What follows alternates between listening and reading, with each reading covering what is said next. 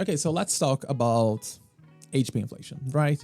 Everyone's talking about this. I also want to share my stance on HP inflation, both as a player on the game, also as a content creator, because in case this is the first time you're watching one of my videos, I am a guide maker, theory crafter, and also a player. As you can see, I do some game showcases here. I also made a whole calculator so everyone can get access to a tool that allows you to run some calculations on your own. I've seen this topic kind of growing up the last few days, and I think it's taking some levels that I can't even understand why this is being portrayed as a problem on Zenless Zone Zero. Let's actually set some ground here, okay? To make sure that we are both understanding each other. You're seeing this on your screen, right? HP inflation exists. It exists. I can't deny. Since the release of the game, you can see that right now we get a huge bump of HP on shield defense since the release of the game. We have something else on Deadly Assault as well. As you can see, we have a total of 27% HP increase on Deadly Assault since the release of Deadly Assault, which was in the version 1.4. 27% increase with an expected increase of 55% for the first anniversary of the game, which is definitely quite a lot. I can't deny this is quite a lot of HP. So okay, HP inflation exists. Do I think it's good? No, it's not, period. I don't think HP inflation is something good, because the moment that you simply increase the HP of the enemy, what you're basically doing is creating an HP sponge. Something that is simply going to take damage, take more damage, take more damage, until it gets to the point where you need to get a new unit, because this new unit have a new power level, right? This is a bad way, lazy way to justify, for example, power creep, which a lot of games actually use. You release new, stronger units, so let's increase the HP of the enemies, because this way you're going to feel forced to pull a new unit. That's what happens in a lot of different gacha games, because by doing this, they can force you to pull new units. I think it's super lazy, but you can tell me this is like the only thing Hoyo is doing. We have and we keep getting new units that adds mechanics to the game. Let's take a look, for example, on Rampant Brute. Rampant Brute was added at the version 1.1. This was on Jane release, and it's an enemy that pretty much increases the damage from Anomaly, right? So it's like super easy for you to kill it if you decide to use Anomaly. Thracian. Thracian was an enemy that was added on 1.3, if I recall correctly. And Thracian is an enemy that, despite having a default stun duration, as you can see right here, if you actually stun them while they are in the energized state, you know, when they fly up and they fall down and they get all these blue sparkles around it, if you stun it during this state, you're going to get a smaller stun duration. We have Typhoon Destroyer. This now is a boss, for example, on Deadly Assault. And on Deadly Assault, Typhoon Destroyer usually has a buff that increases the damage it takes from chain attack and ultimate, for example. So you need to play units that are going to benefit from this. You could think about Evelyn, but then you look at this. Typhoon Destroyer is actually fire resistant, right? So it's going to take 20% less damage from Evelyn.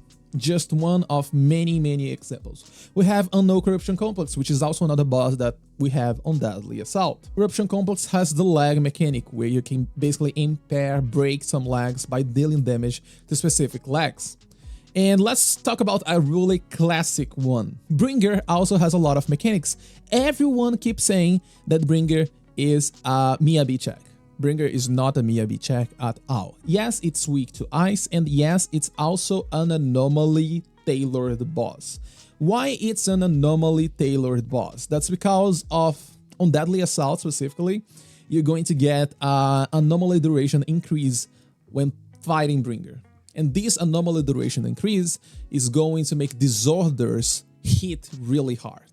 So Bringer is basically an anomaly tailored boss fight. Yes, it's ice weak. You're going to see that there are players that actually clear this without using Miyabi, without a single problem. I personally uploaded a clear using Vivian.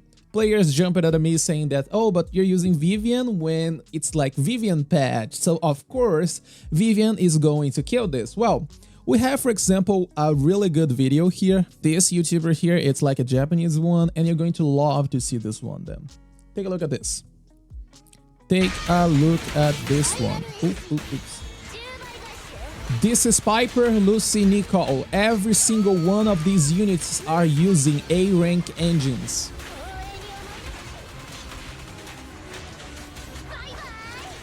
They are getting S-rank by using A-rank agents with A-rank engines. In case you don't know, by the way, A-rank here on Zenless Zone Zero basically means 4-star. This is the lastest deadly assault run. And they can still get 3-star clear. You don't even need to get 3-star clears, just so you know. It's not a Miyabi check. Oh, but Ellen sucks. If you go into Prider, you're going to see that Ellen can barely get 12,000 points. On average, it's not even hitting 2 stars. Yes, of course, because it's not a fight for Ellen. And if you can't understand this, I don't even know what to say to you. Hugo is probably going to release in a few hours on the America server on the release of this video. Hugo is probably already released on some other servers by now. And all I have to say to you is pick up Hugo. If you're pulling Hugo, pick up Hugo. Go into Deadly Assault. You're not going to do it. Not without a really strong team. Why? Because Bringer is not a fight for Ellen. Bringer is not a fight for Hugo, despite being Ice Weak. If you think the only thing you need to understand before jumping into a boss fight is the elemental weakness, you are not even playing the game, period. So, okay, good. We now understand that HP inflation exists. We now understand that HP inflation is a super lazy thing to increase difficulty of the game. But we can also, I hope so, agree that Hoyo is also releasing mechanics and things that you can utilize to increase the damage potential of a lot of different units, right? So here's the thing. Is HP inflation a problem? It is not. And if you can understand all of these things, good for you. Thank you so much for watching this video. See ya, bye-bye.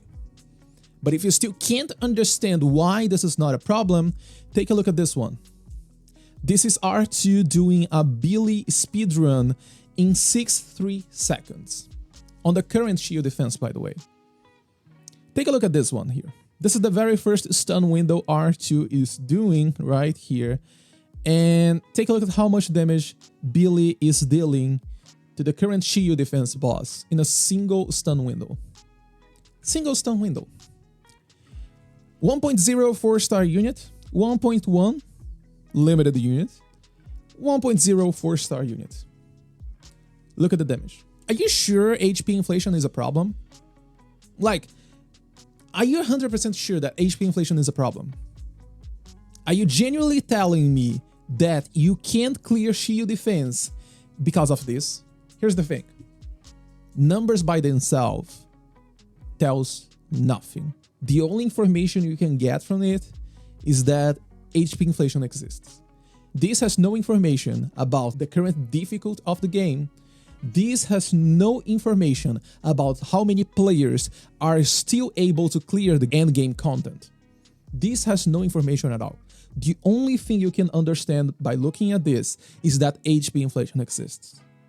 And still, with all these HP inflation issues, players are able to achieve these amounts of damage. In 40 seconds, by the way. This is a single stun window, 40 seconds. Look at this. Stop using numbers, stop using things like this to prove a point when they can't prove a point. HP inflation is not a problem, period. If you're struggling to clear shield defense, it's not because of HP inflation. It's probably because you're way too used to this level of gameplay the game required back in the release of the game. You know, everyone complained about the combat of Zenless Zone Zero, how boring it is because you get into the end game, all you need to do is smash your left click button, and you can clear everything. This is the level of gameplay you're expecting to see around this era here. So, if you're still stuck here, if you're still playing the game like this, of course you're not going to be able to clear the game when it gets like this. And oh, but this is all Miyabi's fault. Look here. I agree that Miyabi is a super strong unit, and I agree that she actually kind of increased the power level of the game quite a lot. But let's take a look on the 3 shield defense rotations that we had on Miyabi's patch. This is Miyabi's patch, okay? The very first one, the second one, and the third shield defense. That's all we got. Do you see any HP increase here? Do you think they simply decide, oh, we're going to release a really strong unit, and we are going to change how Ultimate works, because the only thing that changed the only thing that released on 1.4, it was not only Miyabi. We also got changes on how the combat system of the game works. And this has a lot of impact on daze potential, on damage potential, on a lot of stuff. A lot of things changed on 1.4, and it's not only Miyabi. It's not only Miyabi, you know? So as you can see, they didn't even increase the HP on 1.4. The HP increase started happening after Miyabi banner ended. The HP inflation started to hit quite hard, actually. Like, not gonna lie, this is a huge, steep curve. But here's the thing, we don't have data. We don't have data about players being able to clear the endgame content or not. Hoyo has data. Are they using this for their own favor? I can say this. Are they using this thinking about the player experience? I have no idea. And you're probably ready to say that I'm here to defend the multi-billionaire company. I am not. I am 100% sure they have the data. What they do with the data, I have no idea. They could easily use this, as I said before, to justify power creep situations, like really hard power creep situations. But is this happening right now? It is not. Even Miyabi, for example, she actually has some interesting mechanics you can get access. Take a look at this one, for example. This is a Bringer kill using Mindscape Zero, Phase 1, Miyabi, okay? And then we have Lycon at Mindscape 0, and then Sokaku at Mindscape 6. And look at this, really quickly. You see the timer here, you see the daze bar. Look at this mechanic that players use to actually increase Miyabi damage quite a lot. I'm going to be pausing here so you can follow up while I'm going to explain to you. This is something called stun extension. Right now, for example, you can see that the stun is active because of the damage multiplier right here, 185%. And this is because Bringer damage multiplier is 150 plus 35 from Lycon, right? So here, what you're seeing, Bringer is stunned, Miyabi froze Bringer. The stun bar is not decreasing. And you know why? Why it's not decreasing? Because Miyabi froze Bringer. Bringer being frozen by Miyabi Frost anomaly is making the stun bar not decrease. The moment that Bringer breaks, look at this, they start decreasing. But then Sokaku freezes again using the ice anomaly this time, not frost anomaly, and there you go, the stun bar stops once again. Then you go back into Miyabi, look at this, it's completely stopped. Miyabi freezes, and there you go, once again, it stopped.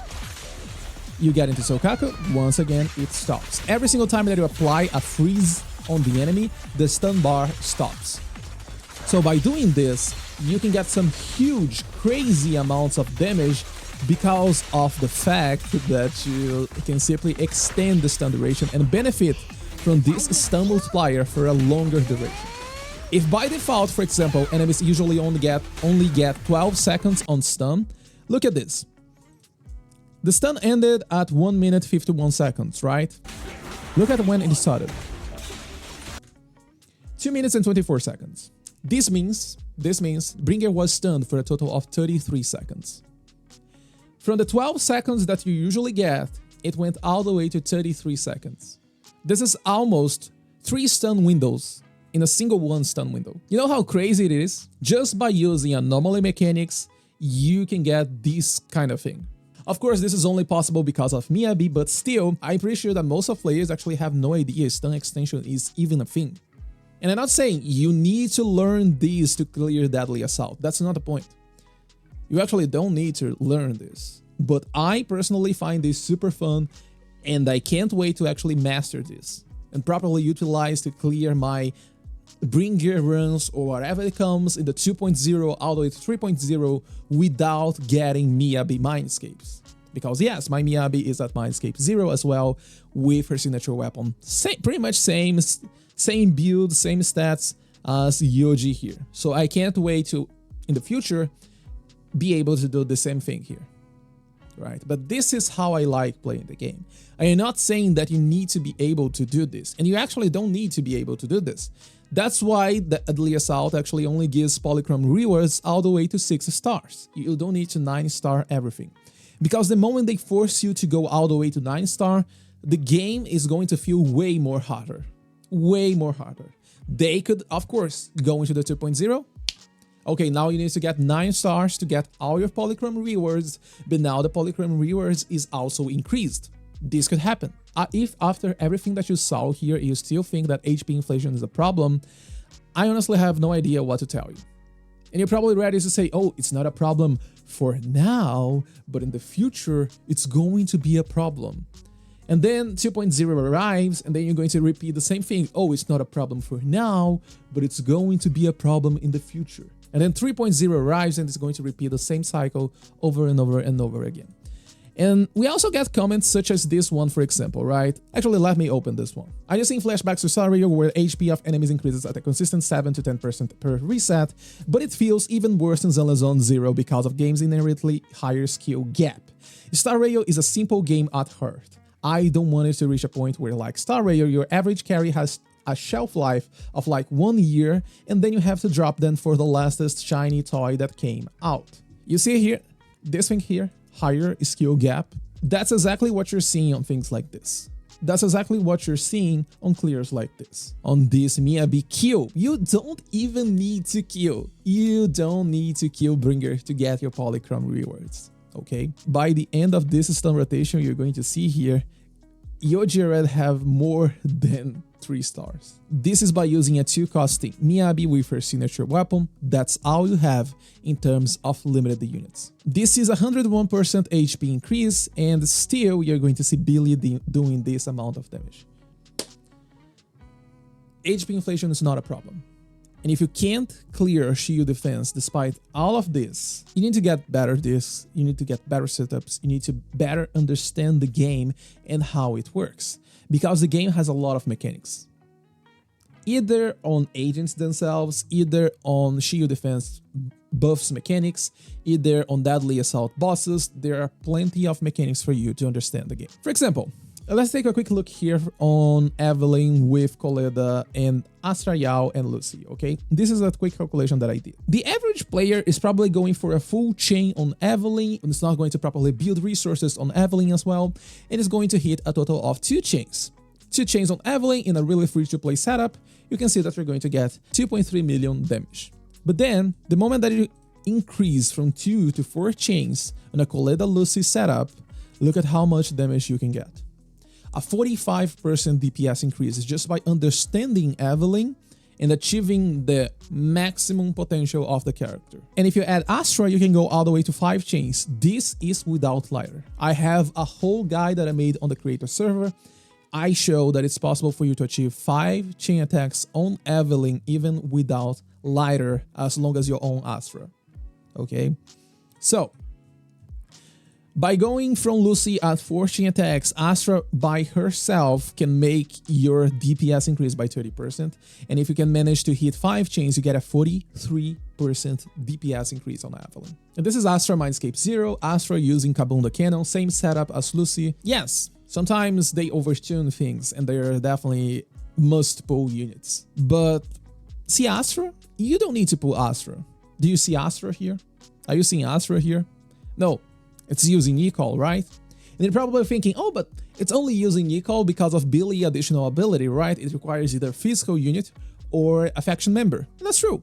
That's exactly what the game is about. It's about understanding team compositions, it's about understanding your limitations and playing around these limitations, playing around game mechanics, so you can get the most of your team composition, get the most of your unit, and achieve good damage potential. For the very last time, HP inflation is not a problem. It is not going to hit Star Rail levels of issues because Star Rail, as a turn-based game, it has a lot of limitations on how much skill expression it allows from the player. Zenless Zone Zero is way more skill intensive, and it allows a lot of skill expression. As I said, I'm pretty sure a lot of players have no idea this thing here even exists. And I'm pretty sure that just a small fraction of the players that understand that this exists can actually make this work so well done like Yoji did here. You don't need to do this just to clear the end game content, but you can push the limits and get to this level if you decide to do so. And you're probably thinking, oh, but I don't want to sweat over a game. I just want to have fun. I'm not trying to shift the blame, because honestly, who's to blame here? There's no one to blame. If you're not having fun with something, stop playing. Games are meant to be fun. Why are you going to play something if you're not having fun with it? Open up your Hoyo launcher, go into game settings, press uninstall game, and uninstall the game if you're not having fun with the game. Games are meant to be fun. If you're having fun with the game, play it. If you're not having fun with the game anymore, it's time to part ways. I played Genshin for like 3 years or so. I spent a lot of money on the game, not gonna lie. Do I regret playing the game, even though I'm not playing anymore? No, I don't. I had a lot of fun when I was playing the game. It got to the point where I wasn't having fun anymore, so I stopped. Maybe right now the vision that devs have on the game is simply that you need to sweat a little bit in order to get the end game content. Guys, it's a fucking end game content. What do you expect from the end game content? Free polychrons? Is this the only thing that you're thinking about? It's a skill-based game. You need to put some effort on this. As a player, as a theory crafter, as a guide maker, as someone who plays with numbers night and day, as someone who made this whole calculator so players can have some way to actually check stuff, a spreadsheet game and the actual game are two different things. It doesn't matter. You can put everything perfectly here. If you can't replicate it in the game, it means nothing. The same thing goes here. You have all this information on your screen. Does this show anything else? It doesn't. Because numbers by themselves proves nothing. That's all I need you to keep in mind. And if you're not having fun with the game, find something else you have fun. I'm not saying get good. Like, generally speaking, I'm not going to say, oh, you need to get good. No, even if it's a gacha game, it's still a game. Think about it. And if you can't have fun in the process of getting better at the game, if you can't have fun playing the game, stop playing the game. Find something else to play where you can actually have fun. You don't need to be a master of every single game. I suck at bullet hell games, for example, but I know that players enjoy and can play this with ease. I do play Souls-like games, but I know that there are a lot of players who can't even play a Souls-like game. And I'm saying get good to every single one of them. I suck at a lot of different things. And it's totally normal to suck at things. We need to stop and normalize this kind of thought. It's totally fine to not be good at something. Stop blaming this. This is not the reason why you can't clear shield defense. And I'm not shifting the blame once again from anyone, because honestly there's no one to blame. It's just about finding the game that you like playing. Maybe at the end of the day you don't enjoy Zenless Zone Zero that much. Maybe you just want to collect some characters, and that's totally fine. These are my point of views. I think this was a pretty long video where I yapped maybe a little bit too much. I'm sorry, I really suck when it comes to trying to structure videos and topics to talk, like improving stuff, you know, ad-lib stuff. And I'm pretty sure that a lot of you are actually not going to watch the video and they're probably just going to jump to the comment section and say some nasty things. It's fine. I'm not here to address any drama stuff that is happening right now. I was actually not even planning to make this video, but I feel that as someone who works with numbers, do Theorycraft for Zenless Zone Zero, I think that players are definitely taking things way too far when we don't have enough data to actually prove this. That's all. Thank you so much for watching this video. Have a beautiful day, and I'll see you in my next video. See ya. Bye bye.